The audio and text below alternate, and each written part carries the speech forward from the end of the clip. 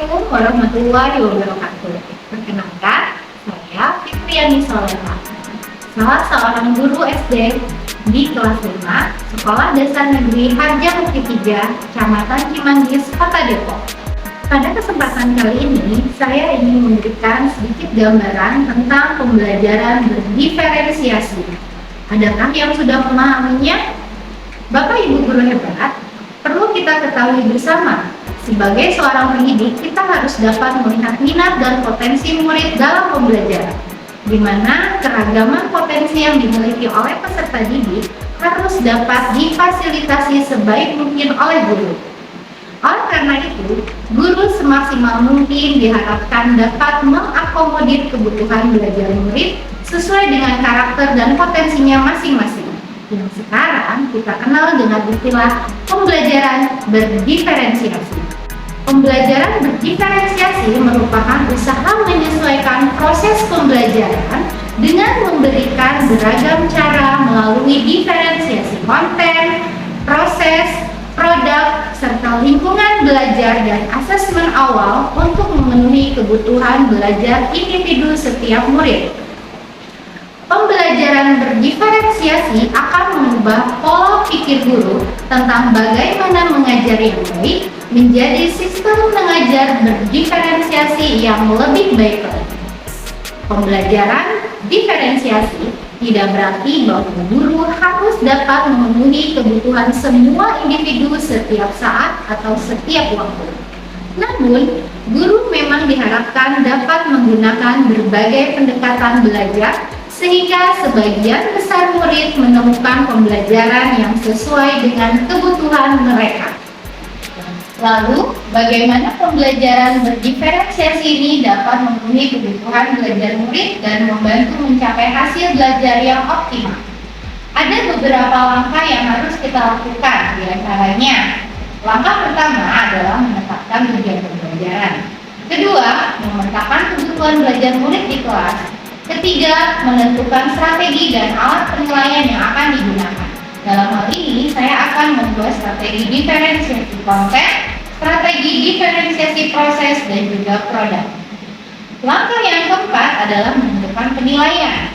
Sedangkan yang terakhir adalah membuat sebagai umpan balik dan refleksi. Untuk lebih jelasnya, pada video kali ini saya akan berbagi proses pembelajaran berdiferensiasi pada kelas 5 mata pelajaran IPA pada materi zat tunggal dan campuran. Langkah awal yang saya lakukan sebelum melaksanakan kegiatan pembelajaran yakni melaksanakan analisis kesiapan belajar. Saya melakukan analisis terhadap isian asesmen untuk melihat kemampuan, keterampilan, dan gaya belajar siswa dengan menggunakan Google Form.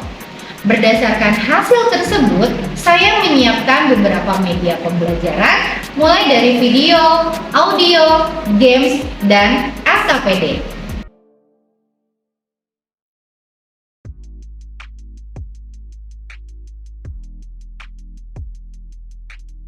Mari kita simak pembelajaran berdiferensiasi yang saya lakukan. Seperti biasa, pembelajaran di kelas dimulai membaca doa bersama yang dipimpin oleh ketua kelas yang bertugas hari itu. Kemudian dilanjutkan dengan memimpin yel-yel di awal pembelajaran untuk memotivasi siswa. Pembelajaran dilanjutkan dengan penyampaian materi oleh guru yang difasilitasi dengan video pembelajaran sesuai dengan materi. Siswa menyimak video pembelajaran dengan antusias. Setelah menonton video pembelajaran, guru mengajak siswa untuk melakukan sebuah percobaan tentang larutan sesuai dengan jenis campurannya. Selama proses percobaan berlangsung, guru dapat menilai sikap dan keaktifan siswa. Guru juga memberikan kesempatan kepada siswa yang gaya belajarnya dengan auditori, mendengarkan penjelasan guru lalu mencatatnya dengan baik.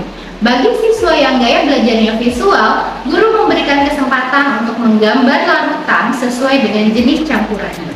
Begitupun dengan siswa yang memiliki gaya belajar kinestetik, guru memberikan kesempatan untuk mencoba mempraktekkan percobaan tersebut di depan kelas dan mempresentasikannya. Agar dapat memfasilitasi diferensiasi konten dan gaya belajar, saya memberikan siswa kebebasan untuk memilih sesuai dengan gaya belajar mereka mulai dari video rekaman dan buku pembelajaran. Selain itu, siswa juga disiapkan LKPD dalam kegiatan pembelajaran. Tujuannya agar siswa dapat maksimal memahami materi yang diberikan oleh guru. Sesi selanjutnya, siswa diajak bermain games dengan memanfaatkan platform quizzes. Platform quizzes ini saya gunakan dengan mode kertas, di mana saya sudah menyiapkan kertas yang bergambar barcode pada setiap siswa. Cara ini saya lakukan untuk membuat siswa semakin antusias karena ini pengalaman pertama mereka menjawab kuisis dengan kertas berbarcode. Setiap siswa memiliki gambar barcode yang berbeda-beda. Untuk menjawabnya, siswa tersebut hanya mengangkat kertas barcode tersebut sesuai dengan bentuk huruf dari jawaban yang dipilihnya. Setelah mereka menjawab, guru mulai untuk memindai atau men-scan barcode kertas dari jawaban siswa-siswanya. Maka, secara otomatis jawaban siswa akan terbaca oleh sistem dan menentukan apakah jawabannya benar atau salah. Untuk penilaiannya akan langsung terpampang di layar sehingga siswa akan langsung mengetahui apakah jawabannya benar atau salah. Kegiatan ini menambah semangat siswa dalam belajar tentunya. Terlihat antusias, sekaligus mereka belajar memahami apa yang sudah mereka pelajari tentang materi zat tunggal dan campuran. Sehingga pembelajaran menjadi menyenangkan dan tentunya berpusat pada siswa. Pada tahap akhir, siswa diberikan asesmen menggunakan permainan tim atau biasa kita sebut dengan Team Game Turnamen atau TGT. Permainan ini dilakukan secara berkelompok dengan menjawab pertanyaan secara bergantian dari masing-masing kelompok. Kelompok yang berhasil menjawab dengan jawaban benar terbanyak adalah kelompok yang menang. Sebagai bentuk refleksi, guru memberikan kesempatan kepada siswa untuk menulis jurnal harian mereka yang berisi tentang kegiatan pembelajaran yang dilakukan siswa selama di kelas dalam satu hari. Dari hasil refleksi ini dapat digunakan oleh guru sebagai bahan perbaikan untuk proses pembelajaran berikutnya, agar pembelajaran menjadi lebih menarik dan menyenangkan, serta berpusat pada siswa. Kita tahu bahwa setiap harinya guru pun harus membuat jurnal harian, dan ini saya lakukan yang sama kepada siswa-siswa saya di kelas.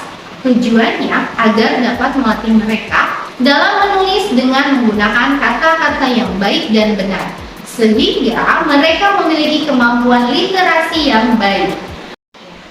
Demikian video praktik baik pembelajaran berdiferensiasi dari saya pada pembelajaran IPA di kelas 5 materi zat tunggal dan campuran. Pembelajaran berdiferensiasi mengakui bahwa pengetahuan, keterampilan, dan pemahaman yang akan datang harus dibangun bahwa tidak semua murid memiliki fondasi belajar yang sama pada awal proses pembelajaran. Sekian dari saya. Wassalamualaikum warahmatullahi wabarakatuh.